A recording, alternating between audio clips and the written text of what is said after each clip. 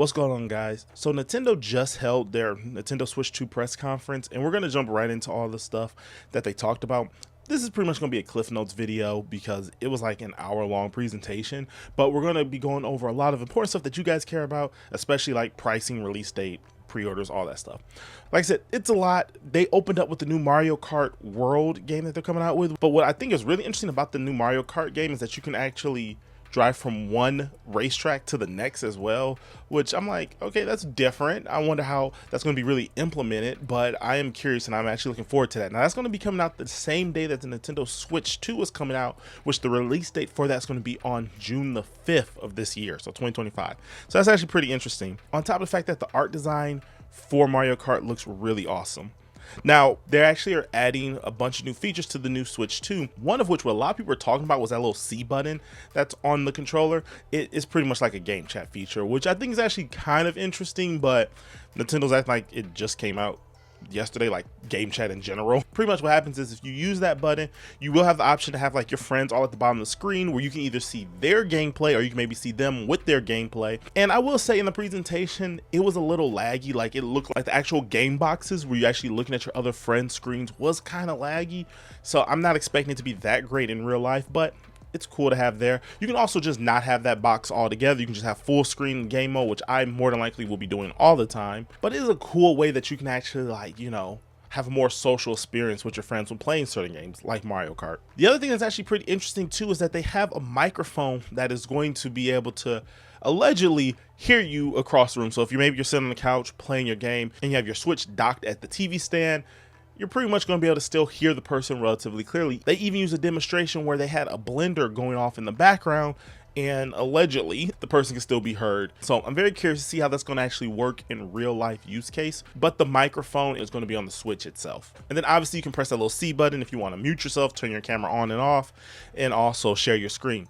Now, speaking of camera, they're actually going to be coming out with a Nintendo Switch camera the day that the system comes out. So like I said, you can actually broadcast yourself to people. Now, I am kind of interested to see how this could work with people that do live streaming. This could be a good tool, I guess, like it's native live streaming. You can actually show yourself in the game. I feel like a lot of people will use that if Nintendo has that opened up. If not, they may do workarounds with a capture card or something like that, and then they can just put themselves in the image. But that's actually a pretty cool feature. Do I find myself needing that? Probably not. I don't do a lot of Nintendo Switch content because Nintendo sometimes a pain to deal with, but I think that's actually pretty cool for a lot of people that actually do handle stuff like that. Now, the thing is, to use this new service, this new game chat service, you are going to have Nintendo Switch Online, but there is going to be like an open period for almost a year. It looks like it's going to end on March 31st, 2026, where you'll be able to use that game chat feature. Now, another feature that they came out with that I was really interested in myself was the new game share feature.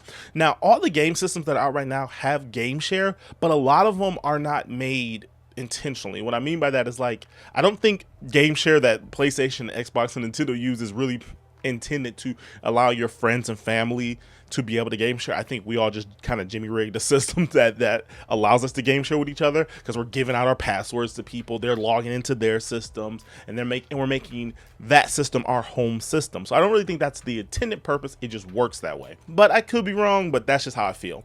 Well, Nintendo has kind of changed the way that they're going to do game sharing, and I don't know how I necessarily feel about it. There are definitely some sides about it that I don't care about, but let me explain what's going on with it. So with the new game share feature, what's going to happen is pretty much you can share your game with other friends and family around your house. So about like 3 other people. So you will be the 4th person and then 3 other people you can share this with. So if you guys want to play something like, for example, Mario Kart, you just need to have 1 copy of the game you can share with all your family members that are in the house with you. Now, again, I said, for example, Mario Kart, because I don't remember if they said it in the demonstration, but they definitely said in the presentation, this is going to be for select games. So not every game is going to have this. I know games like I've seen like Mario 3D World, or I think like Mario Party were including that, but not every game is going to be able to do that, where right now you can kind of do it pretty much every game. So that's where I kind of have a little worry about that. I don't know if they're going to fully get rid of the current game share process, you know, which does kind of suck because, for example, that would mean that I would have to be at home when my wife will want to play a Switch game. Whereas, for example, right now, if there's a Switch game I have digitally and she wants to play it, I can be somewhere else, literally anywhere else around the world, and she can still load up the game and play it. So I don't know how they're going to implement that. They also just announced like a week or two ago they're having this virtual physical card thing that they're coming out with as well, where you can lend your games out. So I'm gonna have to get my hands on the Switch 2 to actually see how this all works in a normal setting. The only restriction that you had before is that the person that maybe purchased the game may have to be connected to the internet, but that's about it. Outside of that, the feature seems cool because it allows everyone to play on their Switch without having to have the game. So that is actually pretty cool because it allows you to do it with more users. But like I said, it's still a little worrisome, but we'll have to see how that works out when the actual system comes out. Now, what I did find was interesting about the Switch is that it's obviously has a bigger screen. I think it's 7.9 inches. I believe that's what the size of this screen is. It does have the capability of doing 1080p if you're in handheld mode. But what I found really interesting is not only does the device have the capability, that's the keyword, capability of doing 120 frames, which is like the buzzword for a lot of people, but now if you dock it in the new Switch dock, it can do up to 4K gaming. So you're going to have a 4K resolution capability, which is actually pretty cool because the old Switch dock, it definitely needs to be updated for that.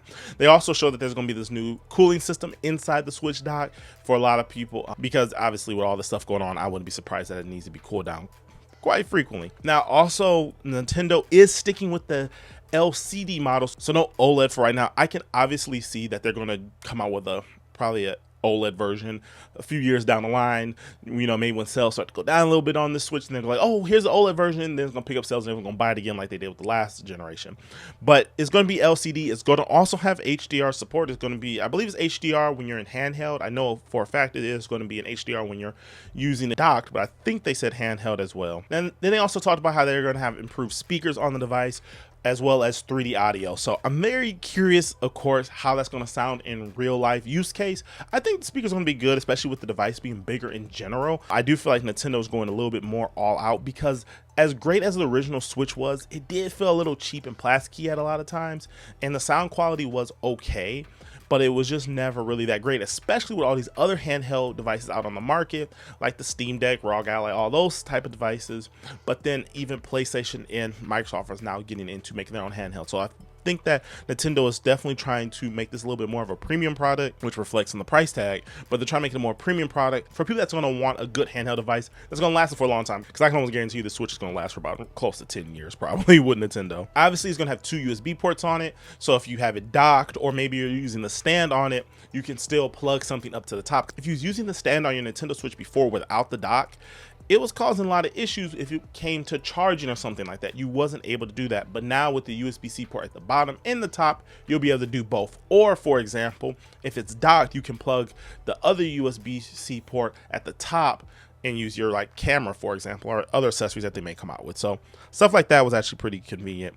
Now, the other thing too that's interesting is that this Switch will have the capability of using 256 gigabytes compared to the 32, that's the built-in storage on the device. So that is a lot more games that you can hold. Now, granted, games are getting bigger in file size for sure, but the fact that you're going to have more space is a huge upgrade. Now, also, just so you guys know, the game cartridges will be the exact same size as the ones that are out right now. So they're going to be the same size, so you don't have to worry about a different size, which is actually very convenient. It makes a lot of sense because the Switch 2 is supposed to have backwards compatibility, so you should be able to play your original Switch games on there.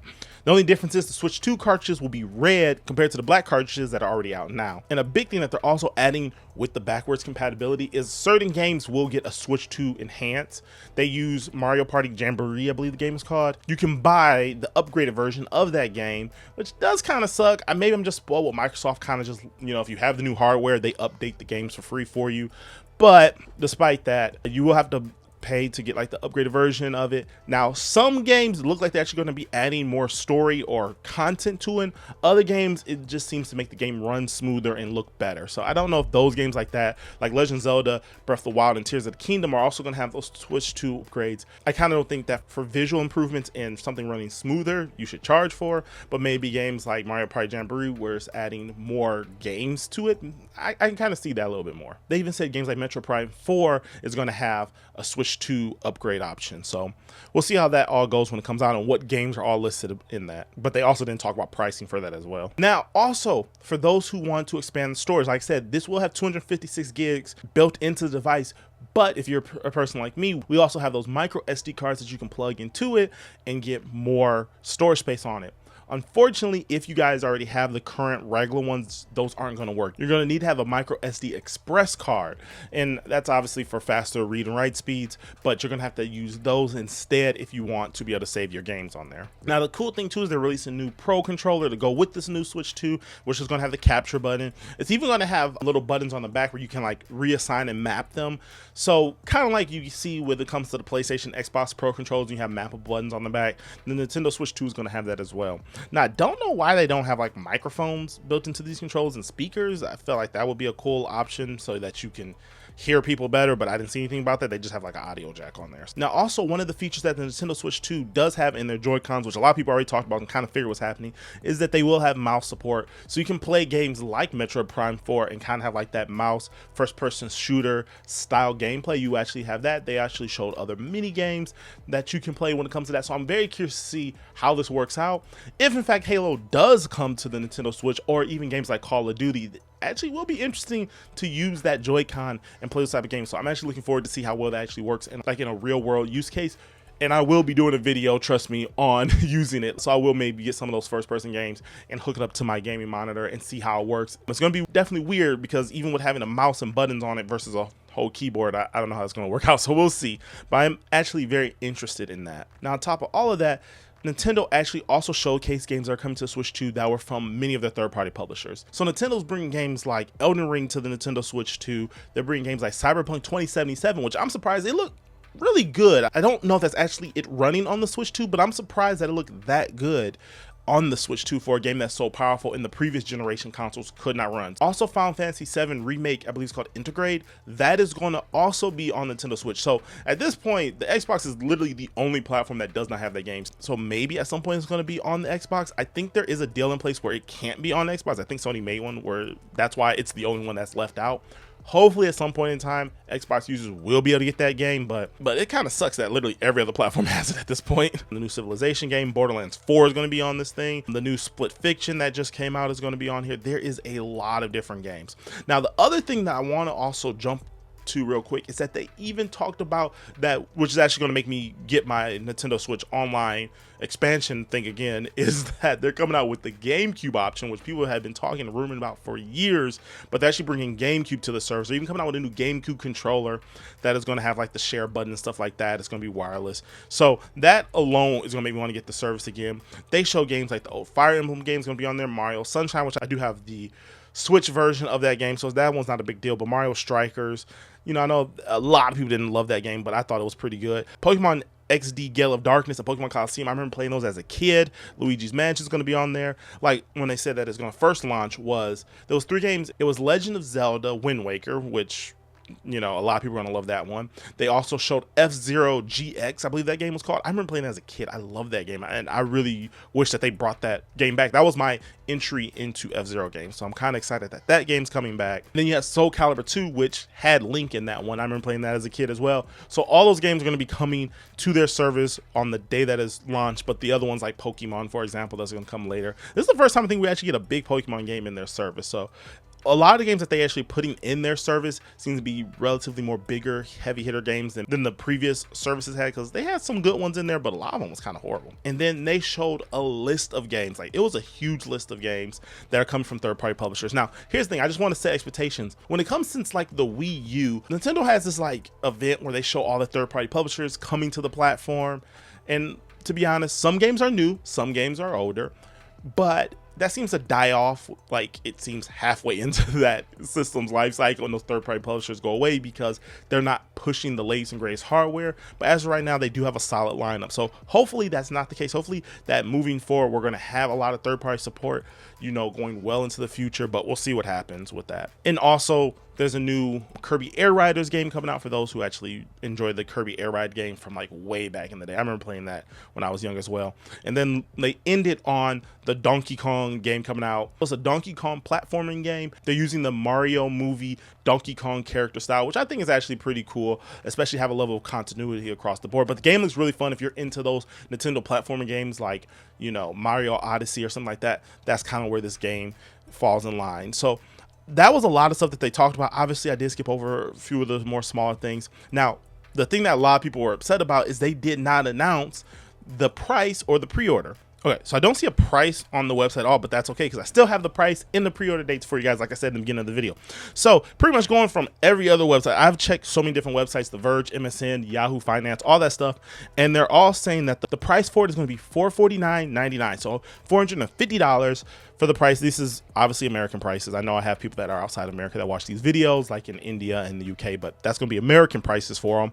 And also the pre-order looks like it's going to be starting on April the 9th is what I'm also seeing on all of these websites, and they're going to be available at your normal locations, Best Buy, GameStop, stuff like that. I'll see if I can have some of those stuff listed in the description for you guys. So there's going to be two versions of the Nintendo Switch that you can buy. One is going to be just the Nintendo Switch by itself, and the other one's going to be the Nintendo Switch with Mario Kart World bundled in the box. So those are the two options. April 9th is when you can buy them. They're showing websites like Amazon, Best Buy, GameStop, Walmart, all that stuff. Anyways, that's what's all going on with the Nintendo Switch 2.